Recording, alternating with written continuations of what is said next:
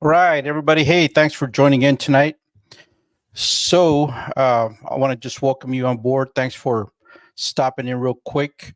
We are just doing a show here Friday night. I know folks are out bouncing around, you know, football games, Friday night, having some fun, unwinding. It's been a work week for some, and getting ready for the weekend, family time, just stuff to do around the house. But I just wanted to talk about a few things here that have just been, in the news, and just wanted to take a chance or this opportunity to, just speak with the folks who are on board. We're going to be talking a little bit about, of course, the border, but this new element that's happening now. With the with what's happening in Israel, Hamas, the Gaza Strip, and everything. Now we're starting to hear about the potential for attacks, related attacks, sympathizers taking the opportunity to lash out at American support for Israel. And so, of course, we stand with Israel. What's happening out there is it's terrible on so many different fronts. But these are things we've been talking about for many years, folks. And so I'm going to just kind of go into a little bit of a historical context here. What's happening on the border, of course, concerns us because of this mass influx of people. We don't know what they are. Ever since 21 with COVID and everything, we started seeing, the spread of the disease. People were not being checked thoroughly when they were coming in. That was part of it. But now what we are seeing front and center is the potential for some of these people to be a terrorist. And look, we've said this for a long time. It's not just that extreme side of the dynamic at work here, where people are coming into our borders. We have people from gangs coming in, highly organized, very violent criminal gangs coming into our country. And so let's talk a little bit. I'm going to be showing you some screens here, and as usual, I'll be showing you this stuff, and then we will be talking about it. So let me bring up the first screen, and it's just a little presentation here. It's a video. Make sure that the video's on. And so here we go. Let's just listen to it. It's kind of short. It won't go too long, but let's listen to it.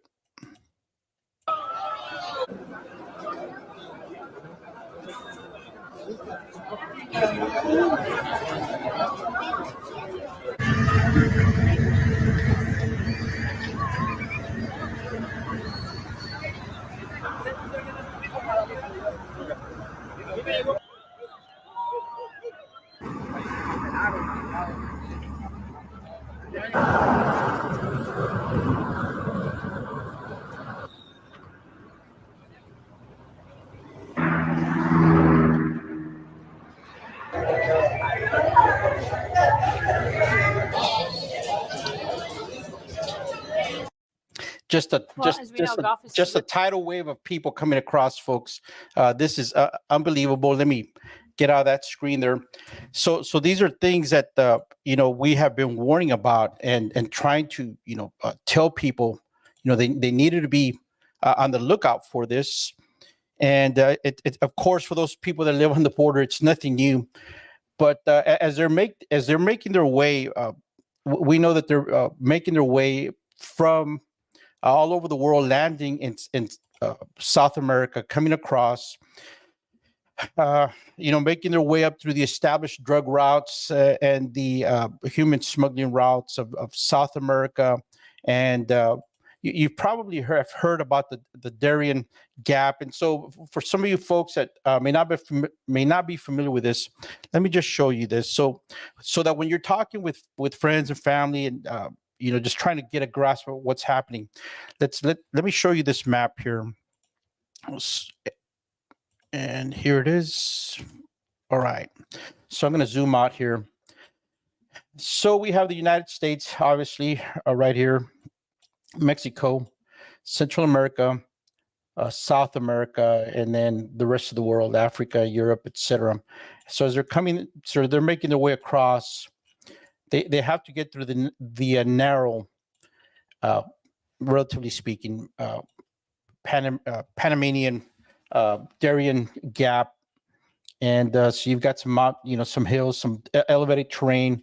And so the folks are making their way through that gap and coming into the rest of Central America as they go to, Panama, and then they go on into Costa Rica, Nicaragua, Honduras, El Salvador, Guatemala, and into Mexico. So the images I just showed you are thousands and millions now of people that are streaming across Mexico, coming to our border. I've shown you extensively. There have been other folks out there that have been showing you what's going on. So I wanted to share that with you so you kind of get a perspective as they move northward, and as they're making their way, from all over the world. They're gathering, people from these other countries, Nicaragua, Honduras, Guatemala, El Salvador, and Mexico, as they make their way north. But I wanted to show you this other video here. And it's what we started warning. Some of y'all may recall that back in let's say April of 21, we started 2021. We started talking. We held a symposium here in Del Rio, invited several people to come and speak. We started talking about the impact of what this was how it was going to be affecting America, how it was going to be affecting our security, not just the violation of our sovereignty, but also, potential ramifications. And not just from the security perspective of, who's coming into our country, who are they, what are their intentions, what do they intend to do, economic impact on our social fabric, on the way that we as Americans believe what our worldview is as Americans. They will also be impacting our social services structure as these people come in, obviously with probably nothing but the clothes on their backs and whatever, coins and money they can hide from cartels and thieves and robbers along the way. So let me show you this other video, and then we're going to get a little bit more deep into this. So let me bring this up and share this next screen with you.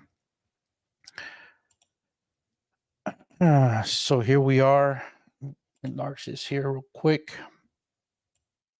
So this will be a little bit of what you just saw, but then we're going to get, it's not very long. It's only about 4 minutes. And so let's listen to what this little broadcast has to say. A new migrant caravan of up to 7,000 people now passing through Mexico, heading straight for the U.S. southern border. This migrant saying many have no money for food or transport, so they have to get to the U.S. border this way by walking. But as that massive caravan makes its way north, major American cities are struggling to house the ones who've already arrived and are seeking asylum in the U.S. We're having to create new space because we don't have any other space we can access in New York City. This week, New York City opening a new tent city on Floyd Bennett Field in Brooklyn, which could house about 500 families. The sprawling facility features individual rooms outfitted with cots and bassinets and provides electrical outlets and locking doors. But the field it sits on, once a naval air station, is prone to flooding, and some city officials have raised concerns about the fire hazards posed by the cramped living quarters. The nearest fire hydrant is 3,000 feet away. If there was a major fire at that location, there wouldn't be enough water for the fire department to quickly put that fire out. However, New York City officials have denied those claims as they try to make space for what they estimate is just under 70,000 migrants in New York's shelter system. In terms of the fire safety issues, these are not fire traps and these are not death traps. Every single space has issues that we need to address and mitigate, and we work very, very closely with all of our agency partners to mitigate those things. And we're doing that with the fire department.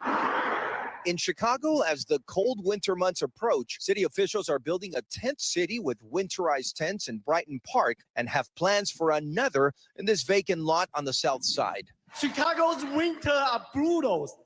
Putting migrants in the tent in such conditions, nothing short of inhumane. The Brighton Park facility drawing backlash from Chicago residents at a heated community meeting last week. What does housing look like for our own residents who are houselessness, who need affordable housing, our seniors, those resources that asylum seekers are getting in one place? our residents have to go multiple places for. And in Massachusetts, officials announcing a wait list for arriving migrants after the state reaches its fast approaching shelter system capacity of Wow. 7,500 people. Massachusetts Governor Healy also announcing a work authorization clinic for migrants in those emergency shelters next month. There's so many steps that they can review to make sure that the applications won't be denied or rejected for things that can be fixed on site. Cities push past capacity with more migrants appearing to be on the way. And Guad Venegas joins us now from our bureau in Miami. Guad, I understand there's an update on the southern border as well, that razor wire barrier that Texas put in the water to stop migrants from crossing the Rio Grande. Aaron, there is, and everything that happens in Texas affects the rest of the country when it comes to the migrants, because most of them arrive through Texas. So we know that with the border barrier in the water, the buoys judge is overlooking that. Well, Court of Appeals is overlooking that decision, whether Texas will be able to keep those in the water or remove them. But there's also a decision that has been made with the other lawsuit. Texas sued the federal government after Border Patrol agents were cutting the razor wire fence that's been installed in the border as well. But even though the judge has ordered, the decision was that the judge ordered Border Patrol agents to stop cutting the fence, there is an exception where they can cut it if a migrant is in a medical emergency or under medical distress, which is why they say they've been cutting it. So it doesn't really change much on the ground, but it's just another chapter in this battle between Texas and the federal government as the humanitarian crisis continues south of the border, Aaron, with the migrants still making their way to the U.S. And so there's thousands of them coming across, folks. And look, I've been down there to Eagle Pass where they're talking about these, border, these buoys in the water. They haven't been there for a while. And besides the concertina wire getting cut down there, I got a report from some folks that were down there and actually saw, these like front end loaders that were being used to actually lift the fence. They weren't cutting it; they were lifting the fence, and people were walking underneath this concertina wire that had been raised up, and so.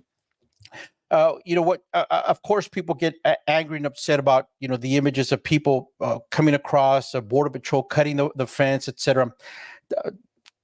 I know it's going to sound terrible. People don't like this, but it's a technicality. Once they cross that river, folks, once they've crossed the international border in the middle of the river or out west as you go, where there is New Mexico, Arizona, where there is, no river out there per se. They walk across out in the dunes, the sand dunes of New Mexico, west of El Paso, and they are in the country. They cross the line in the sand. They are in the country. It just the imagery of them crossing the river.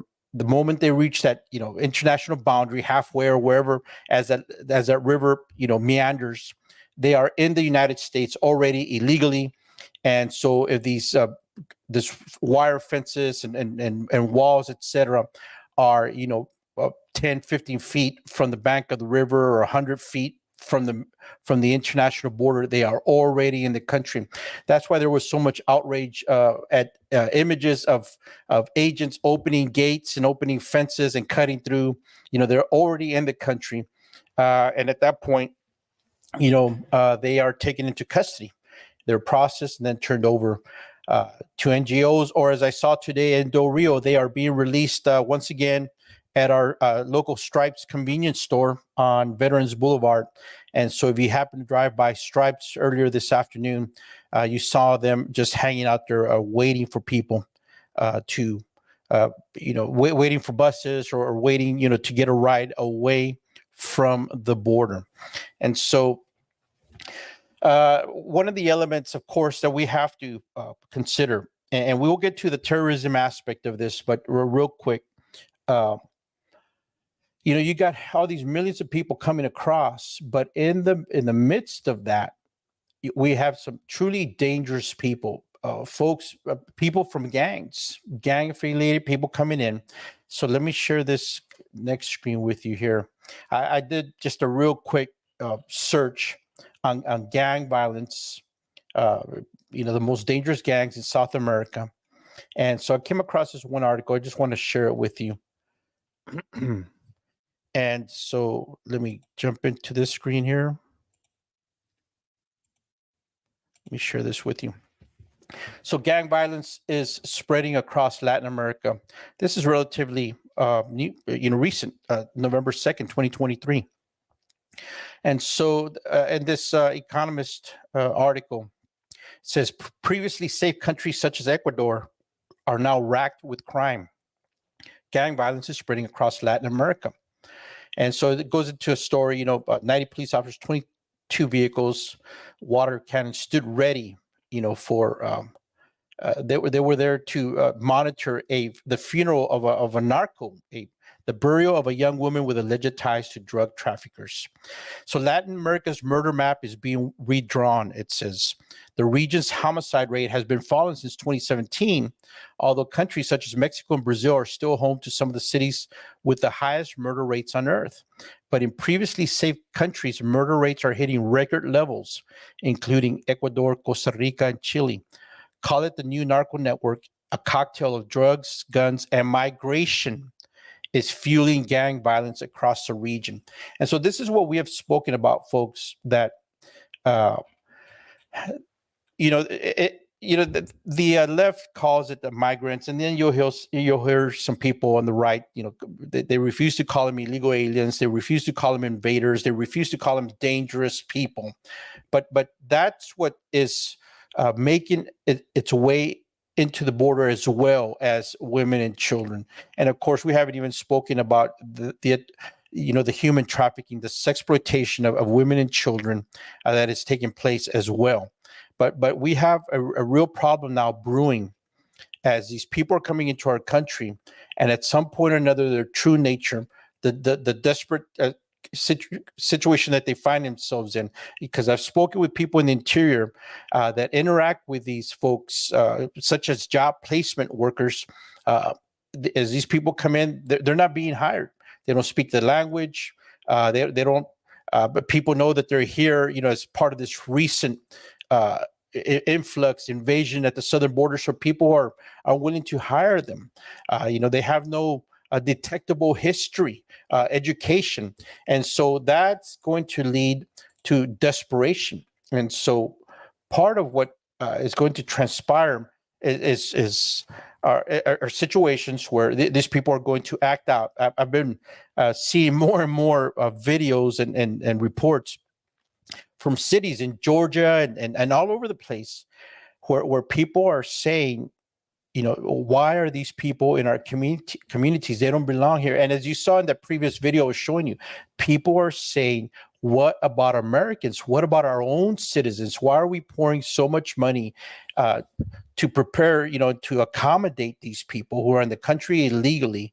And so there's a growing backlash and growing resentment against these people that are in the country that have come in solely out of economic opportunity. There's the stories of persecution, religious and otherwise. They're economic refugees is what they're doing. They're coming over here for economic reasons. They don't fulfill the criteria that has long been established for amnesty, for refugee status per se. But here, let me show you this next screen. And let me bring it up right here. And this is another aspect of what we can expect to see. So you see here, gangs from the New York Post. This was just about a month ago, October 2nd. Gangs from Central and South America entering the U.S. and targeting luxury homes.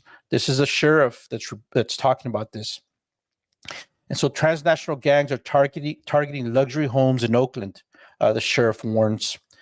Criminal gangs from Central and South America are taking advantage of lax U.S. immigration laws to set up in cities across the nation and steal from hardworking citizens, a sheriff has warned. Oakland County, Michigan, Sheriff Michael Bouchard said crime syndicates from south of the border have targeted high-end homes, stealing hundreds and hundreds of thousands of dollars worth of belongings. And so let's jump in this video here real quick. Let's bring this up, and hopefully we're not going to get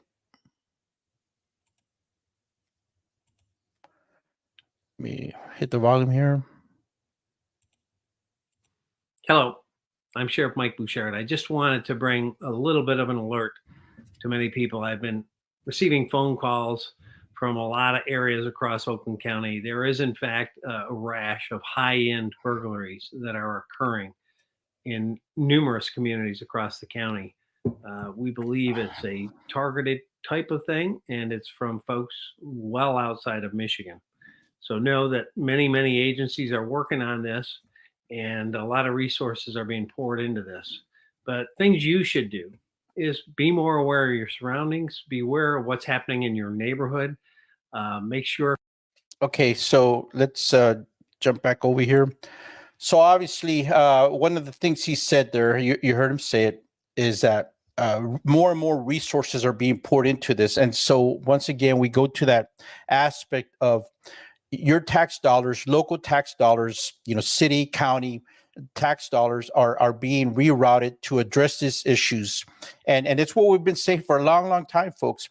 What happens at the border does not stay on the border. We have known this. And that's why we started screaming and hollering about this at the beginning of Biden's term in office. When we saw what he was doing, we started having symposiums and rallies and sounding the alarm, hoping that it was obvious that our federal government was in on it. They have become the largest, most efficient and proficient human smuggling organization in American history.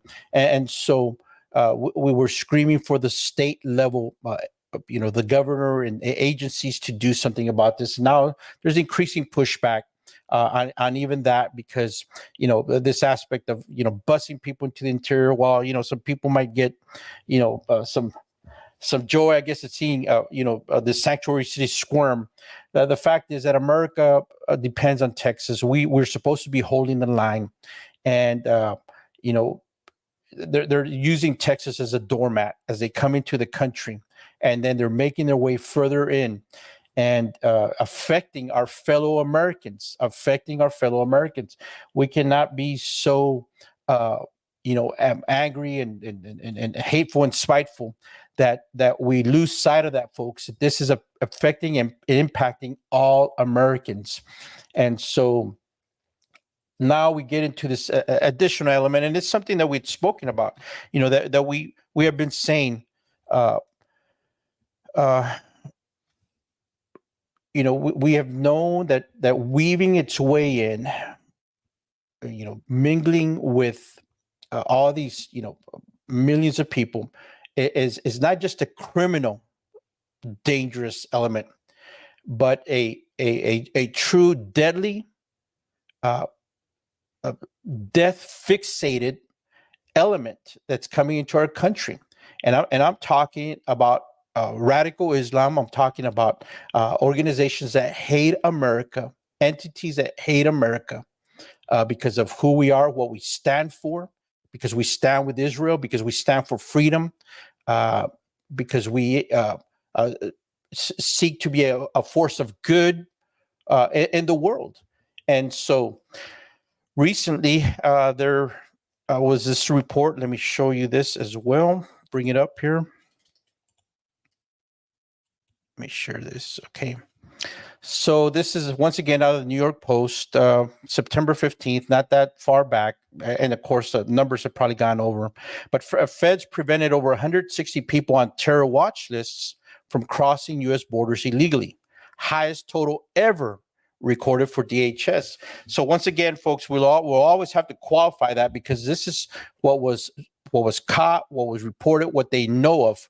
And I always throw this out here. We don't know what we don't know. We do not know what is actually getting across. But the fact that these numbers are up, it shouldn't surprise us. It's what we were warning against. And as our agents increasingly got pulled away from patrolling the border and stuck in processing centers, it was leaving huge gaps on the border. And so when you had officials, sheriffs, and even the chief of the Border Patrol at that time talking about, hey, look, it's great that Florida and other states are sending troopers to Texas and elsewhere, That's more boots on the ground. And the lie was, and this was an outright lie, that the more boots on the ground, the faster Border Patrol agents could get out in the field. That was a blatant lie because what these additional eyes and ears, this additional people, what they were doing was just they were being used as a bigger net to catch more people, to process more people, to release more people. And so there has to be consequences. There have to be consequences for crossing the border illegally. And in the past, we had jail time. We had the enforcement of 8 USC 1325, illegal entry into the U.S., a misdemeanor, at least 6 months. The people were getting for that. So there had to be consequences. Operation Streamline was one such program that was started by the Border Patrol in conjunction with the U.S. Attorney, Western District of Texas, or there were salient, there were tangible results for crossing in the Del Rio sector illegally. You went to jail, and that was a deterrent. The word got out: don't go through Del Rio, you will wind up in jail.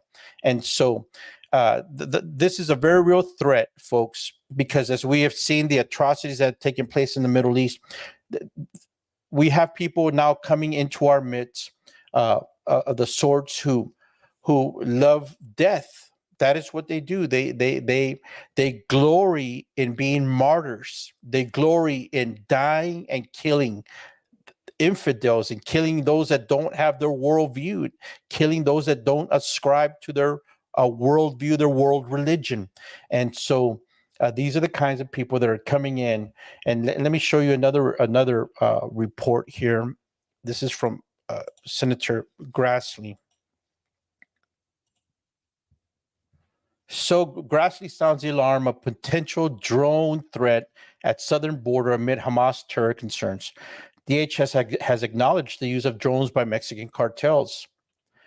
And so there's a report here, folks, about Senator Chuck Grassley seeking information from top border and Homeland Security agencies about the potential threat posed by drones operated by terrorist groups and cartels at the southern border amid heightened awareness of terror threat in recent weeks. This is what we've been talking about. So the senator sent a letter into Customs and Border Protection, ICE, Immigration Customs Enforcement, Homeland Security Investigations, HSI, and BATF, alcohol, tobacco, firearms, explosives. And so he sent letters to them citing reports of Mexican cartels have increased their use of drones both sides of the U.S.-Mexico border. And so, look, this is an aspect of, I hate to say it, but, we told you so. And Border Patrol agents and people that live on the border, sheriffs that live on the border, that have the guts, the spine to at least speak out and tell the truth, have been warning their fellow Texans, their fellow Americans. And as these cartels, they're driven by greed, but they also, there is an element of sadism, of sadistic, truly evil, aspects to the way that they conduct operations. And so we saw it. I was speaking with a friend earlier today.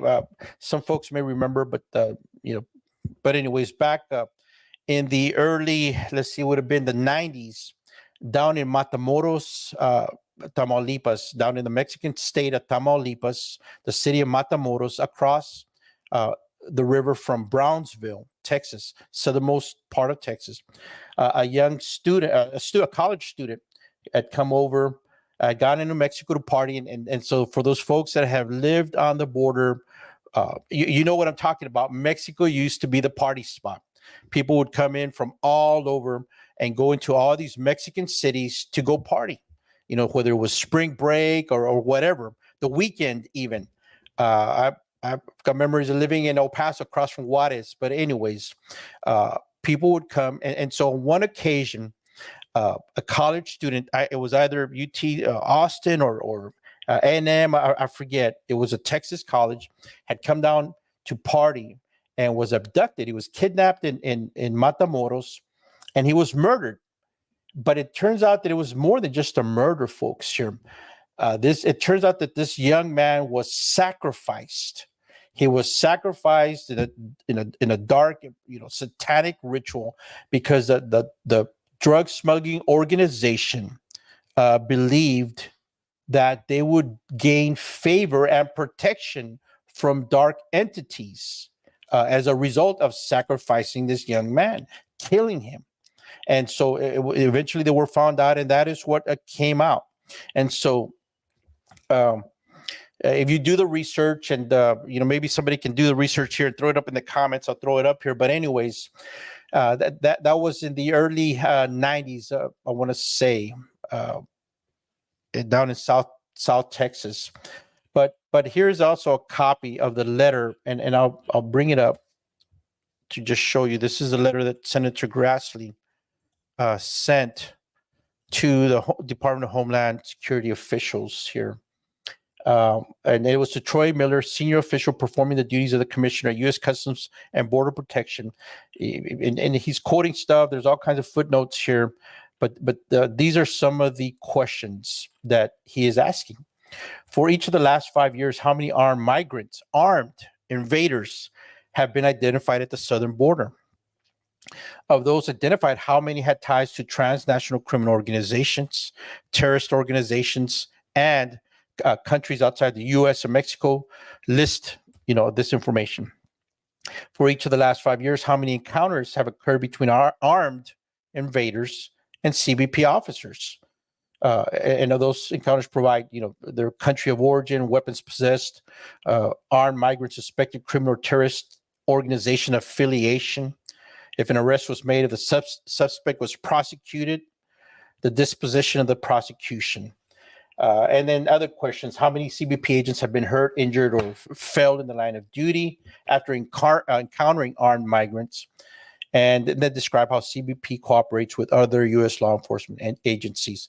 And so these are the kinds of questions, obviously, that need to be getting asked. But look, folks, there's a time for asking, and there's a time for acting. And it's common sense. For the millions of people that live on the U.S.-Mexico border, that is why we have been so vocal, and our elected officials, some of them, not all of them, have been, angry, upset, making a loud noise about this. Now, most of it is because it's impacting local resources, local hospitals, local police and sheriff, local entities are having to deal with it. It's at a cost of local taxpayer dollars.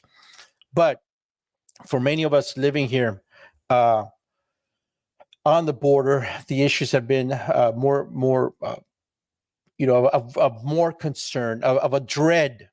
And this was brought to light, case in point, when you saw all these young college kids, many of them, the majority of them are just, going with the flow. They're not even really, I believe, really, discerning and critically thinking about what they're doing and what they're espousing support for.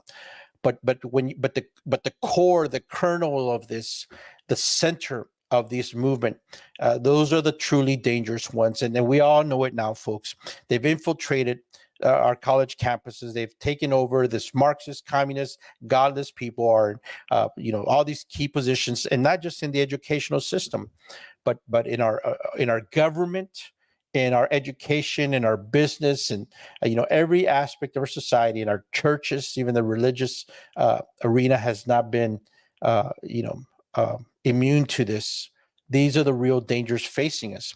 So I'm going to show you another video here to make it a little bit more salient. This is the FBI director, and this was very recent. It was just a few days ago, October 31st, as he was testifying before before Congress. So let me bring this screen up for you here. Make sure that the sound is on.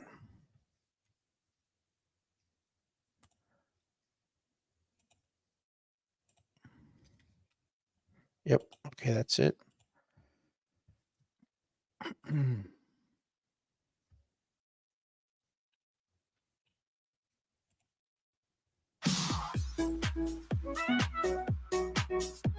All right, let's go. Now to those growing terror threats on the U.S. homeland. FBI Director Christopher Wray was on Capitol Hill today, warning that the risk of a terrorist attack on the U.S. has risen, quote, to a whole other level, not seen since the emergence of ISIS. CBS's Scott McFarland reports tonight from Capitol Hill. A sober warning from the director of the FBI that the war between Israel and Hamas could lead to attacks in the U.S. Our most immediate concern is that violent extremists, individuals or small groups, will draw inspiration from the events in the Middle East to carry out attacks against Americans going about their daily lives. Director Christopher Wray said domestic terrorists could target Jewish or Muslim communities, and he specifically mentioned the arrest of a man in Houston earlier this month, Who'd been studying how to build bombs and posted online about his support for killing Jews. He was referring to Sohaib Abouyash. In court records obtained by CBS News, prosecutors allege the 20-year-old Jordanian living in Texas, seen here at a firing range, trained with weapons to possibly commit an attack, and talked of killing people of particular religious faiths. We shouldn't stop conducting our daily lives, going to schools, houses of worship, and so forth, but we should be vigilant. The FBI is also probing anti-Semitic threats against students at Cornell University. And today, New York's governor announced a person of interest in custody. Every single New Yorker has a right to feel safe and to be safe. Meanwhile, in Nevada, a judge has scheduled a November 13th hearing in the case of John Anthony Miller, charged with making violent, vulgar, anti-Semitic threats toward Democratic Senator Jackie Rosen, showing up outside her Las Vegas office. Look at the protests around the world. Jews are feeling under attack. The FBI director also said Al-Qaeda and ISIS have called for attacks on the U.S., but said at this time they're not tracking any imminent, credible threats. Nora? Scott McFarland on the Hill. So there you go, folks. I mean, these are the very real things that now, you know, obviously people need to be concerned about, but many Americans, millions of Americans, you know, it's just common sense. It's just critical thinking. It's just being rational people. If you leave the front door to your house open, people are going to sneak in. You know, there are other people in this world, in the communities, that do not share your values. They don't share the core, you know, principles of civilized society, of civilized nations, of Western culture. And so, you know, these are the types of dangers that we have been warning and you know, trying to sound the alarm about, you know, especially when you have elected officials who are in bed with these organizations. And as you all well know, for a long time, I've been warning you about Congressman Tony Gonzalez here in the Congressional District of Texas, the largest border district, not just in Texas, on the U.S.-Mexico border, whose office was housed inside one of the major non-government organizations that was, you know, getting millions, hundreds of millions of dollars from the federal government, from Health and Human Services, from ICE, to move people into the country. And Congressman Gonzalez's office for 2 years was inside the Endeavors facility on De Zavala Road in San Antonio. I went there, I filmed it, I showed you right from the office menu inside the lobby. And that was his address. It was inside. And he's also affiliated with George Soros backed groups as well. And there was recently a report that George Soros has been given had given $15 million to Hamas related groups. And so look, folks, that's why who you vote for is so critically important. And we sounded the alarm for years and years about Tony Gonzalez. He was finally censured by the State Republican Executive Committee, Republican Party of Texas, and he was told, do not run as a Republican in the 2024 primary. Of course, he's going to do it because he's arrogant and he's an imbecile. But anyways, look, let's give you a little bit of a history here. This is not the first. Now people are shouting the alarm, and yes, but there is also a bit of hypocrisy, a bit of disingenuous aspect to this, folks, because the threats have been in this hemisphere for a long, long time. And that's why we needed strong border enforcement, because the oceans, the Atlantic and the Pacific, could no longer hold danger at bay with the advent of international travel, with air travel, and more sea vessels. Now, enemies of America could more easily come to the Western Hemisphere, and the oceans were no longer the deterrent they once were.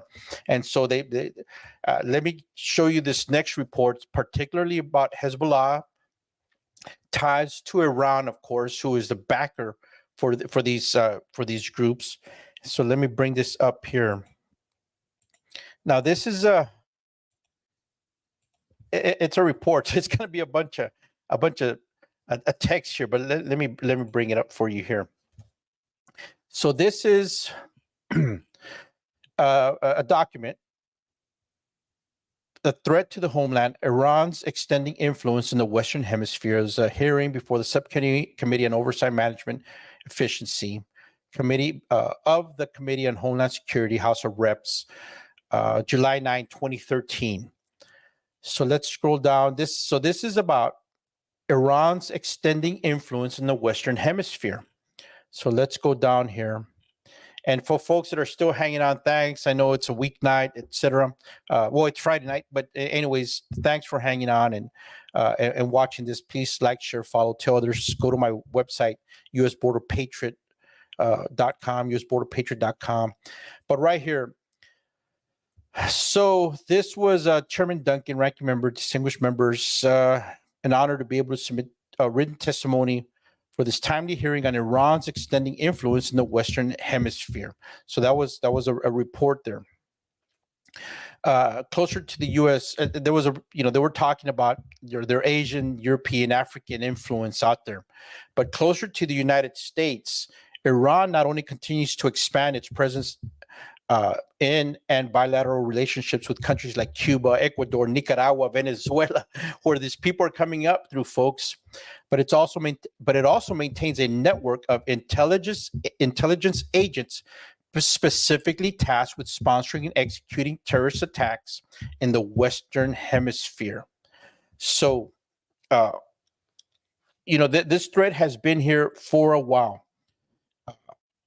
The reality is that Hezbollah, Iran have both worked long and hard over many years to build up their presence and influence in Latin America, is what it says here. So Hezbollah in Latin America, Hezbollah's presence in Latin America is nothing new. Together with Iran, the group was responsible for the 1992 bombing of the Israeli embassy, and 2 years later, the bombing of the MIA, Jewish Community Center, both in Buenos Aires, Argentina. So Hezbollah has been here. Iran's backing, Iran's support, their intelligence agents working. They actually carried out bombings of Israeli embassies and the Jewish Community Center back in the 90s, folks. And so that's kind of in a way when they first really started, getting on the radar. The intelligence agencies had known about them, but they were operating in a region of South America known as the tri-border region. And so let me bring this up for you so that as I'm talking, you can see where this tri-border region is.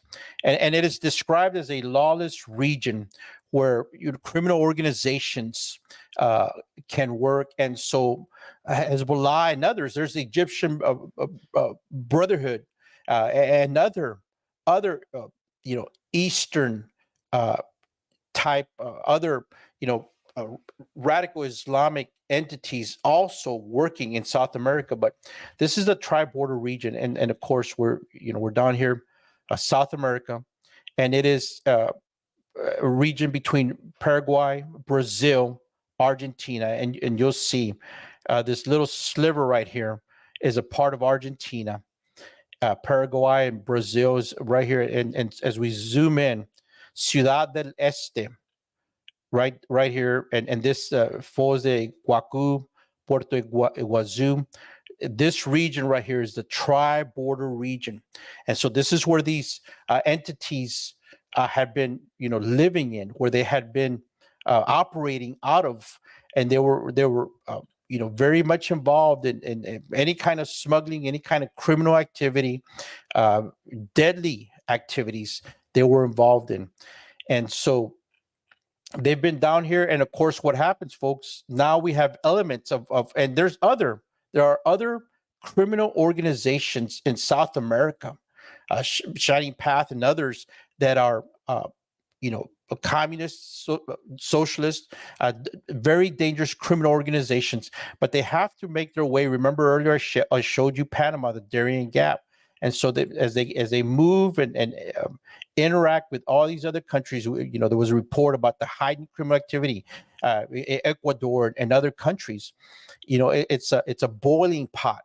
It's a dangerous concoction, and they're making their way north into our communities.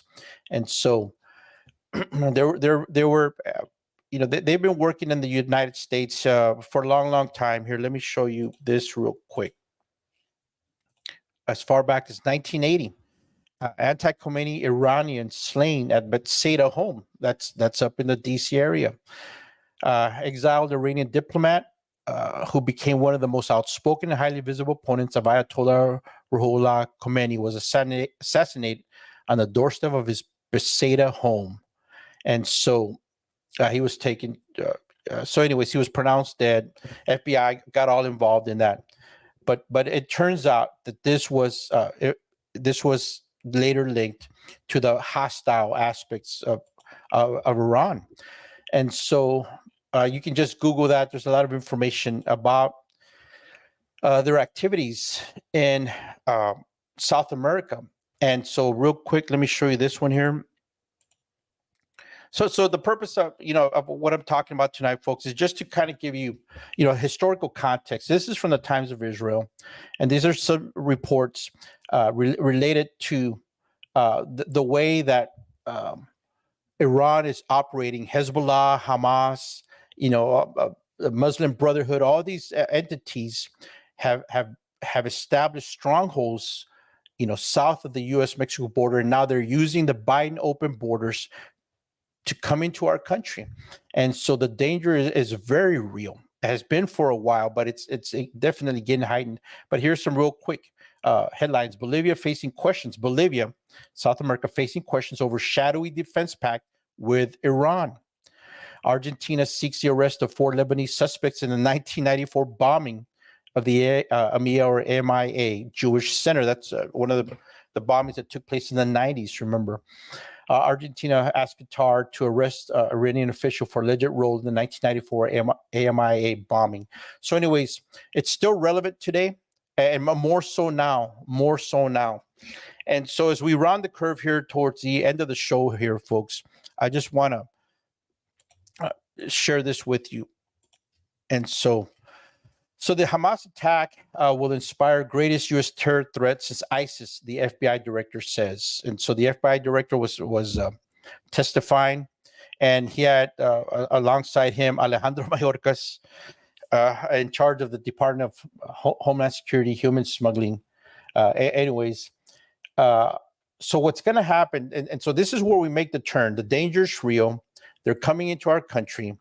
The threats certainly are here now in America. And so people will jump up and down and scream and say, well, we need to be protected. We need government to protect us, is what people will say. And we all know, folks, that's why I get this just cynical smile on my face, because we know that our own government is very much involved with this, aspects of our government, agencies, people very much involved with these activities, folks, whether it's a movement of people into the country or darker, more nefarious, more evil involvement. It's there. Nothing is beyond the realm of potential, of possibility, and that's a sad thing. And so dangerous at times, folks.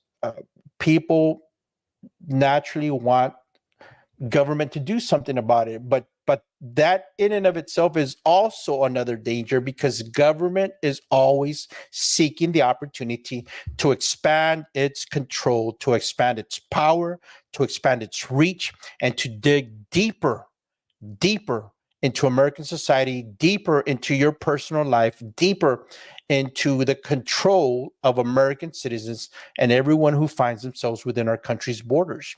That is what government is going to do, and they will use this heightened terror threat. They will use the invasion. They will use catastrophe, disaster, the crisis. They will use it all for their own greedy, selfish aims. And so that is also another thing that I'm sounding the alarm here on. Let me show you this as I get out of this screen. I want to show you this video real quick, and then I'll expound on it. But let me bring it up.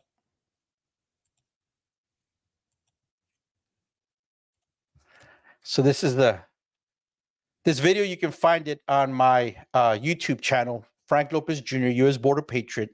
YouTube, Frank Lopez Jr., U.S. Border Patriot. Like, share, follow over there, subscribe, etc. But anyways, let me show you this. Donald Trump Jr.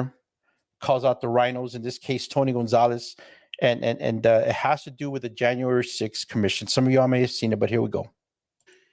If you voted for this thing as a conservative, you're an idiot. Today, we're going to talk the January 6th commission, where they look into the events of January 6th under the, watchful eyes of Nancy Pelosi and congressional Democrats in Georgia. We're going to get an objective opinion, but we're also going to talk about the 35 rhinos that voted along with the Democrats on this commission. Now, I'm going to say 10 of those 35 are the ones that voted for the impeachment. And here's a list. Grand Old Memes put up the list on Instagram. Check it out. You'll probably recognize the 10 that voted for impeachment. They have the Never Trump contingent. But then you also have 25 that I'm assuming are either naive, stupid, never Trumpers, or impressionable, easily influenced by the media or the Democrats, or perhaps all of the above. Because if you voted for this thing as a conservative, you're an idiot. This is something that will be used and weaponized against conservatives forever. So there you go, folks. And so that's why it's dangerous. Look at what they're doing, what they did to those folks. And throughout the country, I mean, I get messages and texts from people telling me about times when American citizens are being who are not being treated in accordance with our Bill of Rights. Times when freedoms are being usurped. Times when the government has cracked down, and we've seen it. I mean, look at what's happening with President Trump now. Look at the way that the judicial system is being used. Look at the way that heavily armed, militarized, groups, teams, FBI units, etc., went around to different people's houses, folks. The shows of force that take place all over communities here in America. And so with everything that's going on around the world and the dangers, the threats to our country, we have got to remain vigilant as Americans, as patriots, as just common, sane, critical thinking people. Be aware of this propensity, this desire, this tendency of government to want to gain more power, more control, more of a foothold, to dig its talons, its clutches, its claws deeper into the soul of America. We've got to be careful with that. And so let me bring this screen up to you. And we're on the final stretch here for you folks that have been hanging on. So this is very simple. I just typed in government spies and U.S. citizens. The intelligence apparatus collects, analyzes, and stores information about millions of, if not all, American citizens, most of whom have not been accused of any wrongdoing. Every state and local law enforcement agencies to feed information to federal authorities to support the work of the FBI. So this was from an article, Wikipedia, but you could just go look at it, all over the place. NSA spying, 5 things to know about NSA mass surveillance. Governments are using spyware on citizens, surveillance. Lawmakers allege secret CIA spying on unwitting Americans. Some of this stuff is very recent. Congressman Zoe Lofgren, government surveillance, a bipartisan bill to reform a sweeping secretive government spying program to protect the constitutional rights of Americans. So these are very real considerations in the present times of our country. And we've known this has been going on. Look, the Patriot Act. I remember when the Department of Homeland Security was created, I was in the Department of Justice, U.S. Immigration Naturalization Service, Border Patrol, when 9/11 happened. And as a result, the Department of Homeland Security was created in 2003. And I remember thinking, this is a terrible thing. So much power, so much authority, so many resources being consolidated into one big government agency. And I saw it. 30 years of Border Patrol work. I saw this hunger, this insatiable hunger of government to grow bigger, to build empires, to hire more people, get more people. There's several reasons. One of them is because as you have more people under you as a head of an agency, you're going to qualify for higher pay. And then people down below you, they promote. And so people want to see expansion of agencies because now there's more promotion potential, more leadership, supervisory positions that are being created. And so it's all about kingdom building. But the more insidious aspect of this is that they will seek to gain deeper access to your private lives. And so let me just show you this real quick map. Bring it up here. This is right up the road from where I live, Del Rio. This is in San Antonio. It's a map, and I just typed in San Antonio NSA. And so as I zoom out of here, let me get rid of this here. So San Antonio, Texas. We're over here, Del Rio, on the U.S.-Mexico border. Right down the road, right down Highway 90. As you get closer, you go through all these little towns, Hondo, Castroville to San Antonio, and we have the Texas Cryptology Center. It says right there, Federal Government Office, right down the road from NSA, and so they're here. And so. Of course, y'all remember the name Snowden, and what he revealed about the NSA, the massive spying program on American citizens. But thank God for whistleblowers. Thank God for people that are willing to disclose the workings of government, especially when people know that it is against the Constitution. It is violating civil rights. It's violating, the civil rights of American citizens, where people are guilty before proven innocent, and we all know that you're innocent to proven guilty. But we know that there is this element of government, of law enforcement, to rush to these quick conclusions. And so we need to be on the alert for that, folks. And I say that as a 33-year law enforcement officer, 3 years of enforcing the Uniform Code of Military Justice, 30 years of federal law enforcement, with many family and friends still in law enforcement. They know what I'm talking about, that there has to be that balance. And we must be on guard against unconstitutional right violations by agencies, entities, personnel, officials. We need to be on guard against that. And so thank God for whistleblowers. Let me show you this, one such whistleblower. And so this was from an article, out of Project Veritas. And folks are very familiar with this, with Project Veritas. A lot of good work.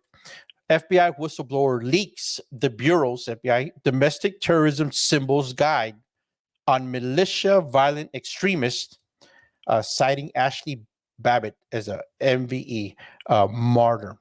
And so this was published August of 22. You can go look this up. The leaked document is labeled as unclassified, law enforcement sensitive, that is for FBI internal use only. Under the symbols category of the document, 2A, Second Amendment, is listed with the following explanation. MVEs justify their existence with the Second Amendment due to the mention of a well-regulated militia, as well as the right to bear arms.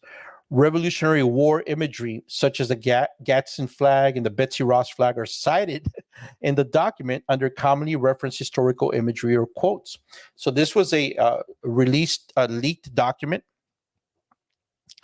Let me show you this. I always let me stop this here real quick. We get this guy right here. Look at this. I don't even know this is a real person. Leslie Penrod, I like what you write in the comments section, but we're not friends yet. I tried sending you a friend request, but it's not going through. Can I get a friend request from you so that we can talk more? And as you look at my comments, this guy's, just trying to get a hold of all kinds of people.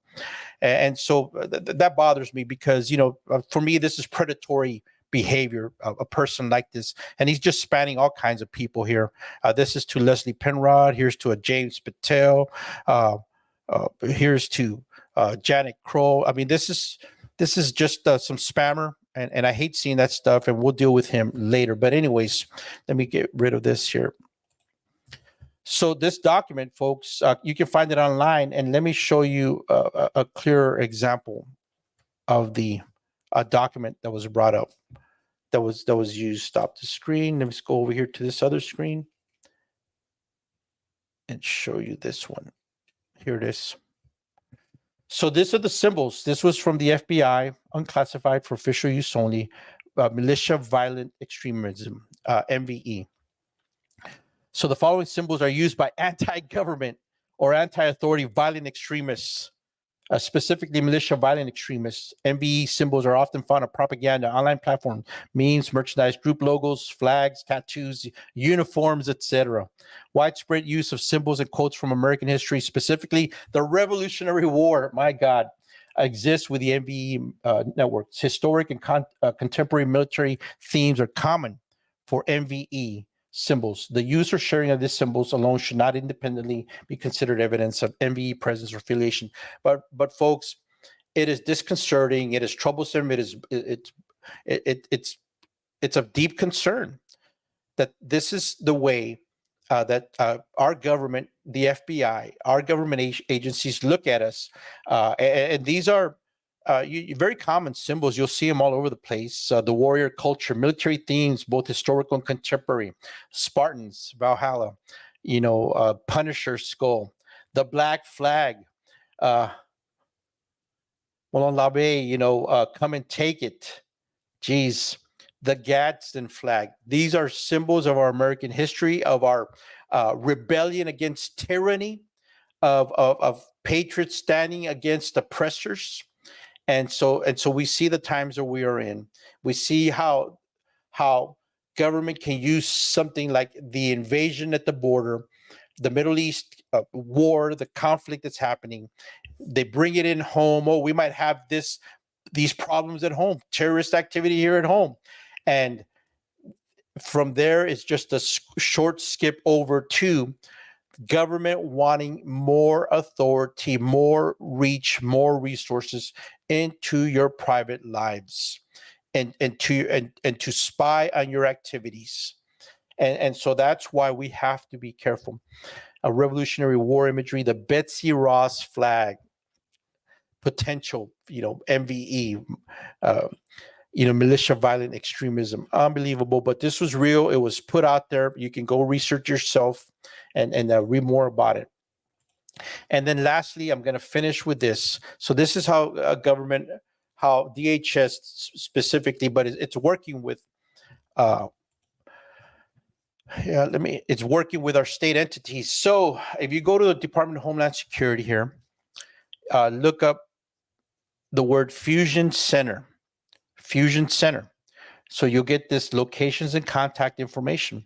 State and major urban fusion centers are owned and operated by state and local entities and are designed by the governor of their state, designated. So there's a definition here of what their purpose is and all that. A primary fusion center typically provides information sharing and analysis for an entire state. These centers are highest priority for the allocation of available federal resources, including the deployment of personnel, connectivity with federal data systems. So they're building this web. It's the feds working with the local and state entities using resources, personnel, connectivity with federal data systems. That's why they're always gathering data. That's why they always want to identify you. They stop you, pull you over, they identify you. Walking in the park at dark at night, they want to identify you. That's what all this is, a huge part of this. And the recognized fusion centers, a recognized fusion center typically provides information sharing for major urban area. So the primaries for the state are recognized for a larger urban area. And so if you go to this page, Department of Homeland Security, Fusion Center locations and contact information, you'll go to the states. So let's go down to Texas real quick. And here we go. Texas Fusion Center primary, 512, that's going to be an Austin number. The Austin Regional Intel Center, the Dallas Fusion Center, Fort Worth Intelligence Exchange, the El Paso Multi-Agency Tactical Response Information Exchange, the Matrix, they call it. The North Texas Fusion Center up there, McKinney, close to Dallas. And the Southwest Texas Fusion Center in San Antonio. And so this is the way they operate it. So if you go to all your states, folks, go look, you'll find it. You'll find where the centers are. And they're conducting these intelligence gathering, information sharing, giving state entities connectivity to federal databases. And so they're cross-checking, cross-networking, gathering info, gathering, data mining. And they will seize on crisis, border invasion. And they're always looking, yes, we're concerned about stopping it, shutting it down, securing the homeland, keeping our community safe. They are seeing it as an opportunity to get more information on you. And they will use all these world crisis. They'll bring it on home, bring it in close to strike you deep in the heart, stab you in the back. So you got to be careful with that. Let me show you real quick here. The San Antonio Southwest Texas Fusion Center. San Antonio, Southwest Texas Fusion Center, and the components of it, you can go look, the way they operate. What they do, the components, what they include: Regional Intelligence Center, task force officers, liaison officers, support and analysis. And this is their area of jurisdiction from San Antonio to Del Rio, down to Corpus Christi and all of South Texas. And if you look at the nation, let me show you this screen here. Let me bring it up. They have a national map here. There is no state, folks, that doesn't have one. You look at all these. I looked right off. I said, "Oh, Wyoming doesn't have one," but it's right down here in this little corner, right above Denver, right there. Every state, there's not a single state that does not have a fusion center. They are all over the country. Texas has several, California has several, but you look, Nevada, Utah, Arizona, New Mexico, they're just going to be everywhere. There's not a single state that does not have one. Puerto Rico, let me see if the Alaska portion of it. I'm sure Alaska is going to have one as well. Maybe if I zoom out here. Yep, Alaska has one. And I'm sure Hawaii, yep, out there in the Pacific Ocean. So there's not a single state that doesn't have a fusion center. Information is being gathered, information is being shared, and it's on you, on your family. And there's a growing propensity, folks. They get emboldened. And so if I were to be elected to Congress, and had I been elected to Congress, these would be the oversight. These would be the agencies, the organizations, the functions that I would be looking at to make sure that they are not violating our constitutional rights. And so this is why it's important. And elections have consequences. Elections matter. And so I want to thank you for having been with me this evening. We got a little long. I'm going to deal with this guy over here. Yep. Your profile is being, let me throw this one up here. Albert A. Jefferson, your profile has been investigated by the FBI for catfishing fraud. Yeah, I spend some time sometimes just looking at this stuff. These guys that come on and all kinds of crap. I mean, it's one of the risks of having a page. But anyways, folks, look, I just wanted to share a little bit of my Friday night with you. Thank you for listening. Thank you for sharing, liking, commenting. The fight is real. We're in it together. The decisions we make about elections, and I hope to God that if you're in Texas or any other state that's having a special election, there's several actual special elections taking place around the country for all kinds of office at every level, from city mayor to representative, etc. And so I hope you've been involved. I hope you've gone to vote. If you had constitutional amendments like we did in Texas, early voting ended today, but November 7th, election day, that Tuesday. And so you need to go vote. I did a video on the constitutional propositions. And so anyways, it's important to elect the right person. You got to vet them.